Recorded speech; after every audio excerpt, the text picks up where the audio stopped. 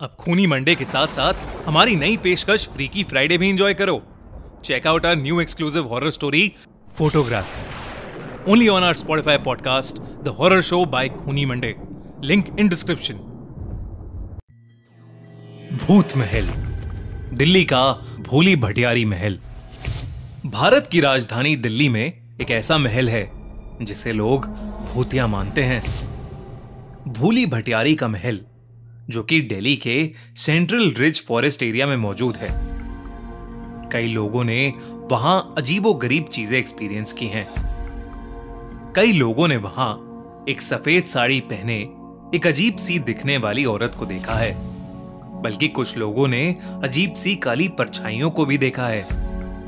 कभी किसी के चीखने की आवाजें, तो कभी हवा का एकदम से रुक जाना, जिससे कई लोगों को वहां सांस लेने में तकलीफ भी हुई है। कई लोग मानते हैं कि यहां एक रानी की आत्मा भटकती है। भोली भटियारी के महल के सिक्योरिटी के लिए भी वहां आज तक कभी कोई भी गार्ड रात में टिक नहीं पाया है। रोज शाम होते ही वहां पुलिस बैरिकेडिंग करना शुरू कर देती है। किसी का भी वहां अंधेरा होने के बाद जाना मना है। लेकिन अर्पित और उसके दोस्त कार्तिक और शिखर उस महल के बारे में कुछ नहीं जानते थे। वो तीनों हर संडे अपनी साइकिल्स लेकर शाम को साइकिलिंग राइड्स पर जाया करते थे। उन्होंने अपनी साइकिल्स पर लगभग पूरी दिल्ली घूम ली थी।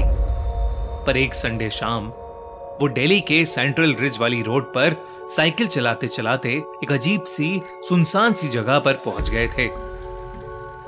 अर्पित को वहां एक पुराना महल दिखा, तो वो वहीं रुक गया और उस महल को बड़े ध्यान से देखने लगा। अर्पित को देखकर कार्तिक और शिखर भी वहां रुक गए। उस महल के पास ठंडी हवा चल रही थी। पसीनों में तर तीनों दोस्त वहीं रुक गए और वहीं आराम करने लगे। अर्पित को वो पुराना महल बड़ा अच्छा लग रहा था, तो वो उसके अंदर चला गया। कार्तिक और शिखर वहीं बाहर खड़े महल के साथ अपनी फोटोज खींचने लगे। कार्तिक ने जैसे ही शिखर की फोटो खींची, शिखर को बुरी तरह खांसी शुरू हो गई। कार्तिक ने शिखर को पानी दिया और अपने फोन को देखने लगा। उसे फोन के कैमरा में खींची गई फोटो में दिखा कि कोई काली सी परछाई शिखर के गले को दबा रही थी। ये देखकर कार्तिक घबरा उठा। उसने जैसे ही ये बात शिखर को बताने के लिए अपना सर उठाया, उसने देखा कि शिखर वहां कहीं नहीं था। तभी कार्तिक को महल के अंदर से अर्पित के चीखने की आवाज आई। कार्तिक भागा भागा महल के अंदर चला गया।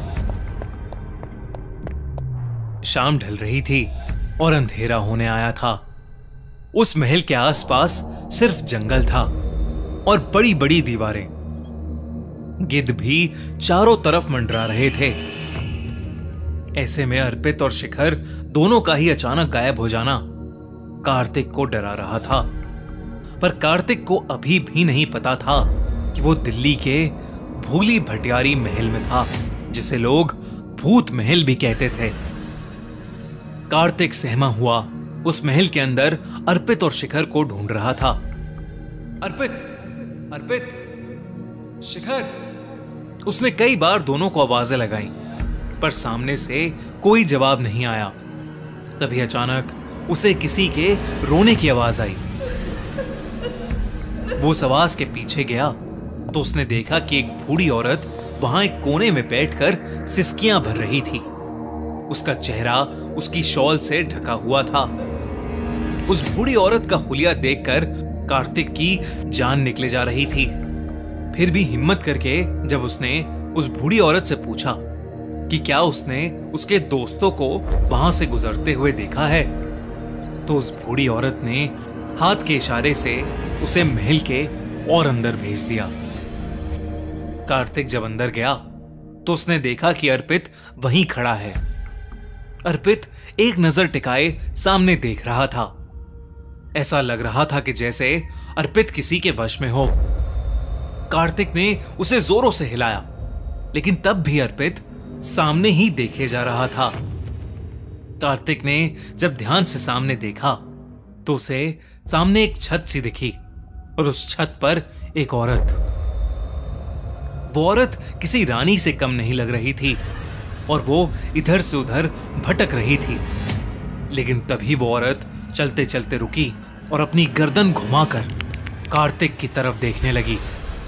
कार्तिक भी अर्पित की तरह ही सुन्न पड़ गया और वो औरत हवा में उड़ती हुई उन दोनों की तरफ आने लगी। अचानक से शिखर वहां आ गया और उसने देखा कि कार्तिक और अर्पित दोनों को ही फिट्स यानी दौरे पड़ रहे हैं। शिखर को वो औरत नहीं दिख रही थी। उसने तुरंत ही अर्पित और कार्तिक पर पानी डाला और उन्हें जोरों से हिलाया। तब जाकर कार्तिक और अर्पित को होश आया। दोनों इतना डरे हुए थे कि उनके मुंह से एक आवाज भी नहीं निकल रही थी। शिखर ने बताया कि उसे पास में एक बहुत खूबसूरत मोर दिखा था, तो वो उसे देखने चला गया और जब वो वापस आया तो उसे कार्तिक और अर्पित की चीखें सुनाई दी। अब तीनों बस उस महल के अंदर से निकलना चाहते थे। वो तेजी से बाहर की ओर भागे, पर दरवाजे पर वो बूढ़ी औरत अभी भी खड़ी थी। अचानक उसका शॉल नीचे गिर गया और उसका ढका हुआ चेहरा अब तीनों के सामने था। बूढ़ी औरत किसी चुड़ैल की तरह दिख रही थी। उन तीनों लड़कों के रोंगटे खड़े हो गए और वो बुढ़िया धीरे धीरे उनके पास आने लगी। वो तीनों लड़के डरकर पीछे मुड़े तो वो रानी जैसी दिखने वाली औरत भी उनके करीब आ रही थी। तीनों मदद के लिए जोरों से चिल्लाने लगे। बाहर पुलिस वाले जब बैरिकेडिंग के लिए आए तो उन्हें 3 साइकिल बाहर खड़ी हुई दिखी। वो समझ गए कि अंदर जरूर कोई है और उन्होंने तुरंत महल के अंदर जाकर चेक किया। तीनों लड़के महल के दरवाजे के पास बेहोश पड़े थे और उनके शरीर बुरी तरह तप रहे थे। उन्हें फौरन पास के हॉस्पिटल भेजा गया।